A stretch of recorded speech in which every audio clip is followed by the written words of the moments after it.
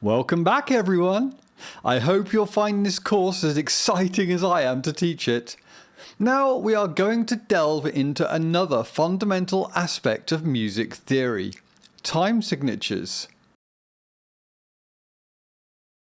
Time signatures are like the heartbeat of a song. They tell us how many beats are in a measure and what kind of note gets one beat.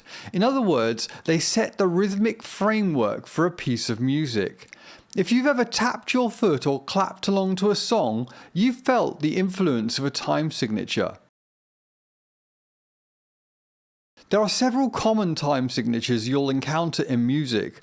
The most common is 4/4, often called common time, where there are 4 beats in a measure and a quarter note gets one beat.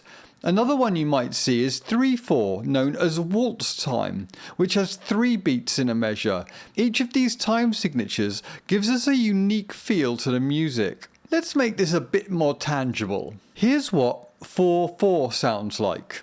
Let's listen to it on a drum machine. It can make it easier to understand. Each click you hear represents one beat, and there are 4 of these in a measure.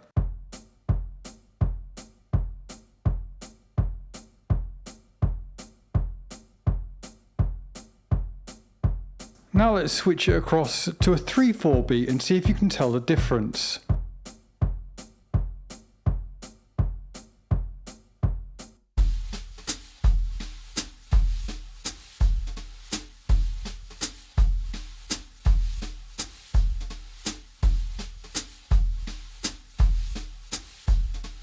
See, here we've got the 4/4 beat.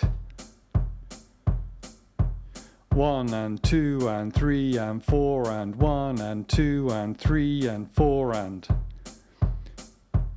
Then we switch to the 3/4 beat. 1 2 3 1 2 3 1 2 3 1 2 3 1 2 3 1 2 3 1 2 3. Notice how it has a more swaying feel. That's the power of time signatures. Understanding time signatures is both crucial for playing and composing music. They're the rhythmic backbone that holds a piece together, and knowing how to use them will elevate your musicianship to new heights. So grab a metronome or download an app and start practicing different time signatures to get a feel for how they influence the music.